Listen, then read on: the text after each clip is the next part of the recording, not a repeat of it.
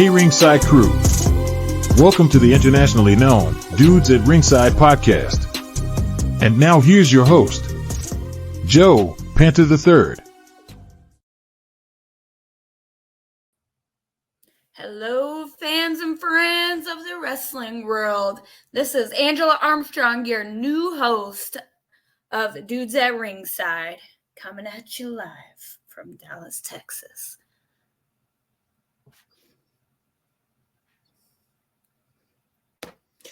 Oh my gosh, Armstrong was right. This girl hacks. I don't know how you got in there and got into the studio and beat me into the studio. Did you leave donuts like somewhere or a bag of Skittles that I got distracted with my ADD and I was like, Skittles? Yes, but I mixed some M&Ms in with the Skittles to confuse you even more. You did. I was like, why does this taste like chocolate? Why do I hear the intro? What? So welcome fans, one and all, to the internationally known Dudes at Ringside. I would like to introduce, even though she just introduced herself, my guest tonight, Angela Armstrong. Welcome to Dudes at Ringside podcast. Welcome. Howdy doody, everybody. I love it already. So my internationally known audience is not familiar with you, and why would they not be? Introduce yourself. I am the Alaskan Assassin. I don't know why I keep making weird faces. I do weird things with my hands. And make weird faces. You'll learn that very quick. I started training in 2007, February of 2007 at PCW under Lance Hoyt and Wally Darkman. And I debuted as Electra Blue in April of 2008. And then April of 2009, changed my name to Angel Blue. And then I decided this year that I just wanted to be myself. So now I'm using my actual name, Angela Armstrong, just being my weirdo self. Everybody needs that friend. You know what I mean? They have the good friend. They have the friend that would hold the bag where everybody has to go to the bathroom. They have their friend that would hold the hair. They just have, they have the friend that nobody wants to talk to. And then they have the weird friend. But to me, weird is a good thing. Like, I'm the one that is the nerd culture. Like, normally at work, nobody wants to talk to me. And then they're like, oh my God, Joe, did you see Ghostbusters Afterlife came out with a sequel? And I'm just like, oh, now you want to fucking talk to me because Ghostbusters had a sequel, huh? Huh? Or I had a lady that I talk to rarely, and then she's like, oh my God, Joe, did you watch night 1 and night 2 of Mania? What did you think? I saw the video you made a review. What do you really honestly think? I was like, and I'm like, now these people want to be friend with me saying I talk too much, but now they want to talk about something I talk about. Oh. I'm the popular guy now, right now. Anybody outside of wrestling that I talk to, coworkers or anything, they just think I'm like violent because we'll just be talking about something out like, do you want me to drop kick them for you? And they're like, what is wrong with you? I'm like, I grew up with wrestling as a wrestler. I started when I was a teenager. It's all I know. I don't know how to be a normal adult and not threaten to like surprise drop kick somebody at the drop of a dime. That's what I always want to do, but then I'm short. I'm 5'1", so the drop kick will probably be at their lower extremities, their legs. I'm 5'1" too. High five, yes. So you just gotta do a lot of squat jumps. Yeah, okay. Just do squat jumps like for infinity, and then your jump will get higher. Or bring a step stool. Just stand on the step stool, and when the person comes in that you want to drop kick, just whoosh, you already got that height boost. Jesus. So Angela, like, when did you know the professional wrestling world was your professional wrestling world was your thing? Like, what was the moment, match, like show you went to was your thing? Well, I grew up watching wrestling. We only knew WWE for the longest time. And then we were scrolling through channels, and I think I was 14 when we came across PCW because they were on TV then. And we saw that they were just like 10 minutes down the road from us. So we started going to the live shows and doing every Friday and Saturday. And then we started working security. And then they announced that they had a school. And it wasn't until that moment that I knew I wanted to be a wrestler. But when they announced that school, I was like, I have to do it. There's nothing that will stop me. And I went my first day of training. I had it. I was sore after. My parents were like, so do you want to like quit? Is this what you want to do? And I was like, are you crazy? Can I go back right now? And it was just from that moment on, that's all I wanted to do. Awesome. So with you joining the school, like were there other schools that you were like looking at, or was that the only school that like you found? Like back then, remember what year was this when you were looking into the school, by the way? I didn't ask. It was 2007. And no, I wasn't looking at any other schools. I didn't even know of any other schools, to be honest with you. I was 16 when I started, and at that time, PCW was the only independent company that I ever went to, and it ran every Friday and Saturday. And so, I mean, social media wasn't as like crazy as it is right now. You can't just like go on to Facebook and see 50 different companies. You know, I think this was like Zynga time and MySpace, and so I didn't really know that there was other companies until I started training and until I started going out there and wrestling. So that was the only school I knew of. And yeah, I didn't even know I wanted to do the school until they announced that they had a school to be a wrestler. So how long did it know? Did it know? Wow. I just made you like, how long was it till you knew this was home, like that school? Did it click immediately when you sat down, or did it take a few days? No, it was immediate. Like I instantly loved it. Like I said, I left the practice and I was just like, yep, this is it for me. I love it here. I don't want to go anywhere else. I love my trainers. They are great. I feel like at the time, you know, as I started progressing and training, part of me like hated my trainers, but in a good way. Like I feel like if you hate your trainers, they're doing their job. In wrestling, especially being a female back in 2007, they need to be hard on you because you're gonna go through some stuff. Yeah, now totally. looking back at it, I'm like, I was so lucky. I wish some of these trainers would be as hard. Yeah, it's crazy because I've interviewed a lot of female wrestlers, and it's not easy to be a female wrestler in the independent wrestling scene. Like for you, and here we go. We're gonna go to the next part. Like for you, what was it like the first time you went through the curtain for your like first, you could say exhibition match, or your like first official match? Like what was it like the first time? And did you have gear yet, or you just had to wear like the leggings with a tank top? No, I had gear. It wasn't like custom made gear. It was bought at like one of the like sex shops. Oh, no. But it looked like actual gear. It wasn't just like, you know, the fuzzy boots with the like way too short skirt. It was like a bodysuit, and it was blue. And I was the good guy. And I was so nervous that I forgot my knee pads. And I was like shaking. And I like flew through my entrance. I did some kind of like thing with my hands and pointed at people and then ran around the ring. And then I got in the ring and I'm like, but it was like no other, I don't know, just like walking out of that curtain, the adrenaline hits you instantly, and there's no better feeling. Awesome. Do you remember who your first opponent was? Yeah, it was Claudia. Oh, wow. Yeah. So, it's tough to talk about injuries in like people's wrestling careers, and some wrestlers don't want to talk about it. But let's talk about when you with your neck, like your neck injury, and do you remember the moment, the match, like how it happened, when it happened? Yeah, I remember pretty much everything about it. It was in a triple threat match in Austin, so about 3 hours away from where I lived, and it was off a superplex. And I knew instantly that something was wrong because I like landed high and I landed wrong because it was given wrong.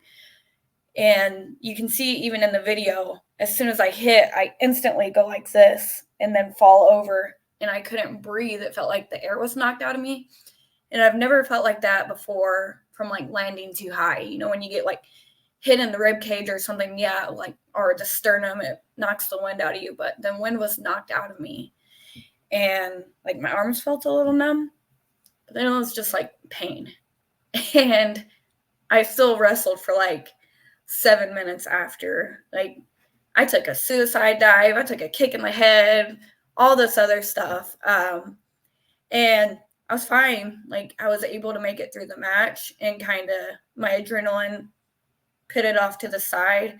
But the second I walked through the curtain, like, my legs went numb, and I wasn't able to really stand without holding myself up. And I remember like talking and arguing or something, or like going off about it to the girl. But outside of that, I don't really remember the back stuff. I just remember that I was going to watch the rest of the show because it was like ACH's last match before he got signed with WWE. So I was like, well, I want to watch this, you know, see him off. And I remember I had to hold myself up on another wrestler's shoulders so that I could stand to see the match. Like, I just couldn't stand. And then we had the 3-hour ride back where I was just like in the car trying to get comfortable, and I couldn't do any of that. I was just like in a lot of pain at that point. Wow. So when did you go to the hospital? Like, was it that night or the night after? No, I was in complete denial. I was like, I'm fine. It's probably just like a sprained shoulder, because the nerves, it was pushing on the left side. So it hurt here and then down my arm. And so I kind of just like refused to go to the hospital. I didn't go, and the show was on a Sunday. I didn't go until Wednesday. And the only reason I went was because Tuesday night I went to get my nails done with my sisters and my daughter. And when they turned my hand like this to do my thumb, the pain was just like so sharp. I was just like, okay, I'm going to the hospital. Because I would have like trouble getting comfortable sitting down, or like if I was sitting on a stool that had nothing I can lean back on or nothing I could hold myself up on, I was just in a lot of pain. But like I said, I thought like, I probably just sprained something. Oh, then wow. I went Wednesday, and then I was still in denial, and I didn't cancel my shows. I didn't wrestle. I went to a show that Friday, and I shook hands with another wrestler who did the pat, you know, the shake and the pat on the back. And they patted on the back of my neck. And I went into like fetal position. I was like, it hurt so bad. And so that's when I messaged the promoter. I was like, I need to not do this show until I find out what's going on, because I still didn't believe the hospital. I was like, I'm hurt, but I don't believe them. But maybe I don't wrestle and get a second opinion, which was obviously the same. So I saw the pictures. It kind of made me like very like it. You know, when you see something and you see like an X-ray of like did it take you a while to like rehab your neck? And like, I know arms take like a few months, legs take a while. Did it take a while to be able to like move your neck up and down and back and forth like a normal match, like you doing your wrestling shows? Was it harder to get back in to like normal Angela Armstrong like fashion? Yeah, I didn't wrestle for 4 years and 2 months. So I was out for quite a bit of time. I think part of it was because of the surgery, because I injured my neck in January. I didn't get the surgery until September. So I tried to do things that would help on my own. I tried to do spinal injections, physical therapy, and then overall exercising myself to kind of strengthen it up. Like cleaned up my diet because I was reading all these things online that says, eating better, and like strengthening it, working out, therapy, all that can help get it back to normal. So I actually ended up getting in like the best shape of my life, and I was still hurting, but I was like, moving around. And then I had my surgery, and then I felt like I went 20 steps back because I ended up feeling 100 times worse. And I think that's what extended my recovery time, is I just felt so much worse after the surgery than I did before. Wow. That's horrible. So yeah. Do you remember your first match back? Like, if you do, who was it? Yes. It was me versus Prince Adam at the Jason Silver memorial show. It was to raise money for his funeral costs and for his son. Me and Silver, he was my first intergender match, and I think I was his first intergender match back in like 2009. And we've just been wrestling with each other since then. And so I'd always been too nervous to come back. I think that's why it took me so long. I was scared, but when he passed away, I was like, he means too much. I need to be a part of this show. I want to be a part of this show. I want to, pay tribute to him in this way. And so they put me in an intergender match to kind of play off the fact that, me and him had that intergender feud. And we were the first singles match to open the show. There was like a battle royal, and then there was us. And I remember being so nervous in the back that I had to get somebody to help me put my makeup on because my hands wouldn't stop shaking. So I'm going to poke my eye out. And then I went out there and we killed it. And I came back to the back just on cloud 9. And I was like, I can do this.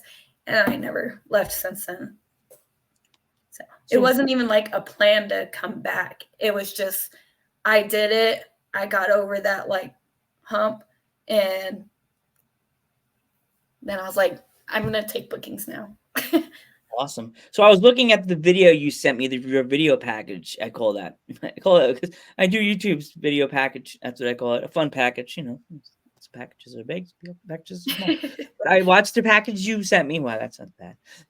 Yeah, send me a package of wrestling videos, like clips from your matches. So you consider yourself like a high flyer, or you're more like a ground and pound? Like, what would you say you are for like my fans on the UK that are trying to get used to you? They see you on this podcast. They want to get to you, become one of your biggest fans, Angela. What would you consider yourself? Probably more ground and pound that wants to be a high flyer and is working on doing more high flying stuff. But I've worked so much in my career as like a bad guy that all the high flying stuff I didn't really need. But now, like, I want to do it all. I want to do the crazy flying and flipping. So high flyer in progress. Working my way. Okay. So I've had like a bunch of your like former opponents here on Toots at Ringside. We mentioned them before. We mentioned one. You had a match with my former guest, the punk rocker. You know who I'm talking about. Morgan Mercy. Mrs. Mercy. Yes. So when it comes to a match like that with Morgan Mercy, what do you look for in a match with her? What is the first thing you look for? Because I know she's big, she's scary, mean, carries a long chain. What do you look for, like, to get through her, to come out with the hands up for the win? The magic word, which is bussin'. Yeah, I heard about them. No, speed. Chopping down the big tree. Go for the legs, dodge and strike. Maybe moves from higher up, like a top rope drop kick or middle rope drop kick or crossbody. A little bit of higher stuff, but more so just like kind of chopping it down. Because obviously if I run at her and I throw a clothesline, she's not going to go down. But if I, kick out her leg a few times and what holds her up, then I have a better advantage. And if I dodge, she gets tired. Good.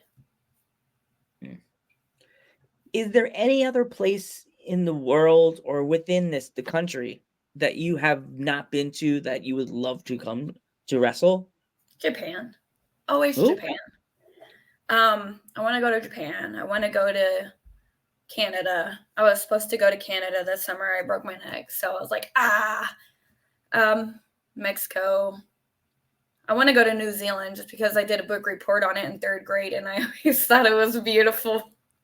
London. Just everywhere. Let's just and also East Coast where Joe lives, so you can come. I could see you come wrestle live, and we could say "bussin" in the video together. Bussin, yes, bussin. It's the bussin. See, I didn't hack Morgan's profile. She just wants people to think that because she wants to pretend like she doesn't like the word bussin, but she really likes the word bussin. For Christmas, you have to do a spoof gift, and then she gets you like a really big vest, and you're like, "Oh my gosh, this thing's huge!" And then you just fall over, and you get her a T-shirt. It's all but it's inside out, and she's always she puts it on in the mirror, and it's her with just the word "bussin" with chains around it. Yes, but the shirt has to be opposite. So she gave you the big vest. You have to give her a shirt your size, and she's like, "What the hell's wrong with the shirt?"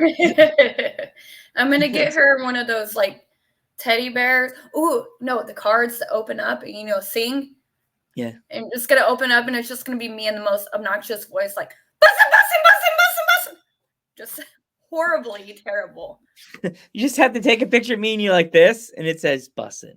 But I'm gonna make it where when she closes it, it still plays, so she can't get it to stop. She's gonna step on it. It's gonna go. You can't break it. It's gonna get louder every time she tries to destroy it. And when the battery's dying, it just goes bussin'. Exactly. And when it completely dies, its very last breath will be like, "This is unbussin'," and then it dies. Man, and then it's like that battery that you think is dead, and it's just like, those toys you probably seen them or had, or your kids or anybody's had them. It's like really quiet, and all of a sudden, randomly, you'll say like, "Meh." You'll be like, "Yep." Like, what just happened here? Everybody's had that toy. So, is there any other wrestlers that you've been wanting to wrestle that you have never had a chance to work with? They've been trying to get with, and it's really hard to get with them and work with them. I actually just had a match that I have been wanting to have for a while against Ray Lynn. So I was very excited about that. There's some local girls like Amy Camacho. Bert Vixen. I want to work Kylie Ray. I've never got to work her. Let me think. I feel like I should have this answer off the top of my head because there'll be like 6,000 people where I'm like, I want to work this person.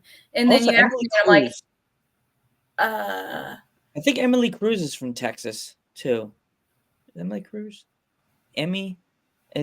She was, I think it's Cruz? I could be wrong.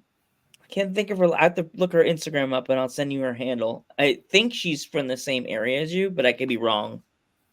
But there's also a doll. Gigi Ray and Hudson Envy. I wrestled both of them was it last weekend? It was the weekend before last. I want to wrestle each one of them individually in a singles match because we had a triple threat match. Let me see who else. So let's talk about your championship belts that are in the awesome promo poster that are behind us right now.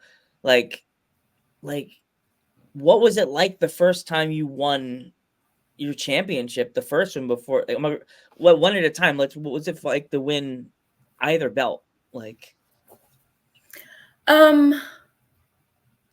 really awesome. So I actually worked for MPX for a long time, over 10 years, and I've never won a belt with them. So that was like a really impactful moment.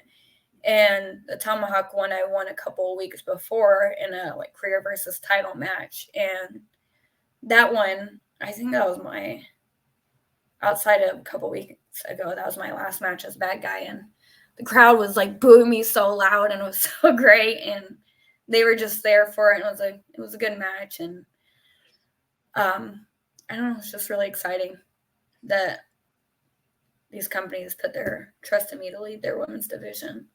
So I'm not like a person where I'm like, I mean, I want all the titles, but I want to do this either way, with or without the titles. But like to have them, it's just like special to me. And have you ever thought of? Sorry about that, Angela. I don't know what else. There we go. See, she's doing it again. We're both doing it. Yeah, in honor of Kylie, right? So have you ever thought of going for a men's title? Because I know a lot of promotions, they never open the door for women's wrestlers. As you said before, women's wrestlers have it kind of rough in the indie scene. Have you ever thought of going for like the men's title? Because you already have 2 belts. Would you ever add I've won like titles from other companies that were held by men, that were like men's titles, weren't specifically for women. Like at ACW, I've held their tag titles, I've held their YouTube title, and their women's title. I feel like I'm missing one, but I'm not 100% sure. And then Inspire, I won their tag titles. I think IHW tag titles. I've been wrestling for a long time. I'm trying to think. You've been wrestling for a while. How many belts is that so far? Titles? Huh? How many belts is that so far? Total for my career? Yeah. I don't know. You have the YouTube title. You have the belt from Inspire. You have you said tag team titles? These were all past titles. Yeah, and I'm saying this in general. You had the tag team title. You have the Tomahawk title now. And what's that other belt in your other hand in the picture? That one's MPX. MPX, that's 5 belts. You had 5 belts so far in your career. No, I've had way more. I've also had APW, WBW. I've had the women champions for those, TOP.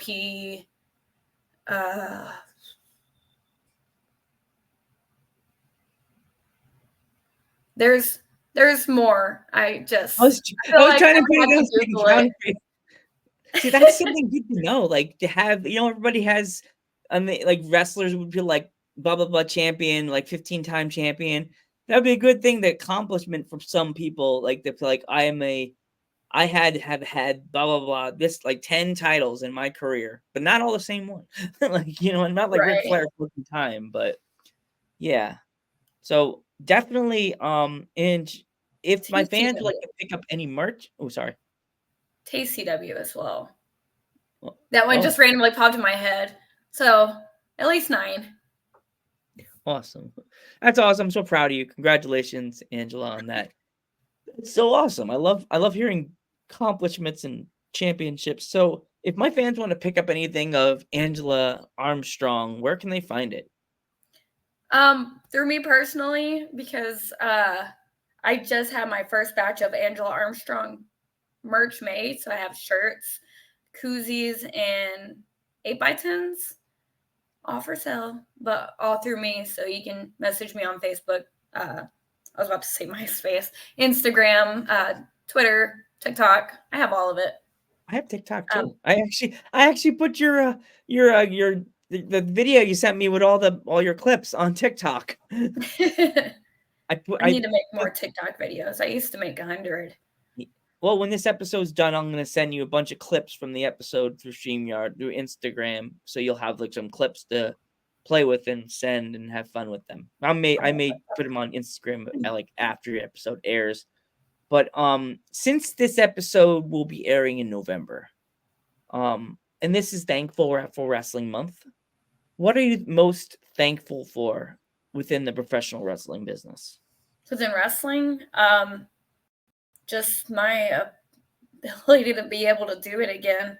I'm grateful for my fans, obviously, especially the ones who like accepted this change, like the name change, and me just like wanting to go out there and be myself, and the like overwhelming amount of support and messages that I've got from fans about this change. So it's been really surreal just being back when I thought I was never coming back. I'm grateful to be able to do this. Awesome, Angela. Before we go, if there was any young fans inspiring to become a wrestler, what kind of advice would you have for them? Strengthen your neck. That is the first one. Find a good school, do your research on it.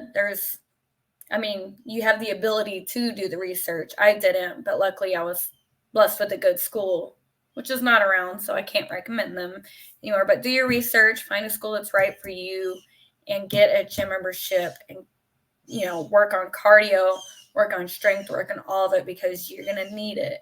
And a lot of people, they will want to do the wrestling part but not the workout part, or they'll want to do the workout part but not go to training. It takes both. It takes working out regularly, building up your strength, building up your cardio, training regularly, and eating right. Because if you throw 20 donuts in your face and work out all the time, it's not going to make a difference. So just stick with it.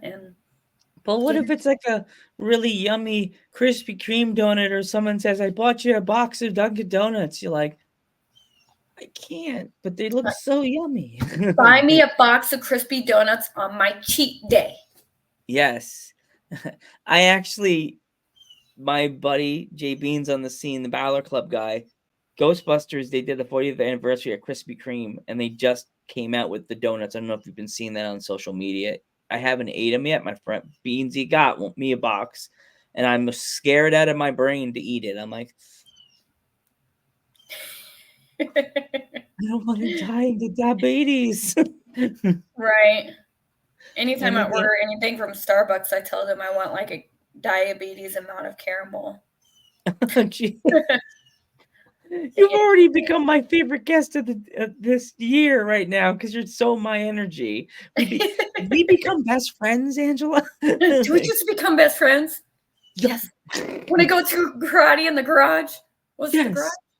Or basement? I think it's basement, whatever. Basement. I saw your cat. We learned about your neck today. And just, I want to wish you nothing but the best of luck on your wrestling career. I definitely would love to have you come back on Dudes at Ringside next year in 2025. I'm Joe Panther III. I'm the Alaskan assassin, Angela Armstrong. And we will catch you in the next one.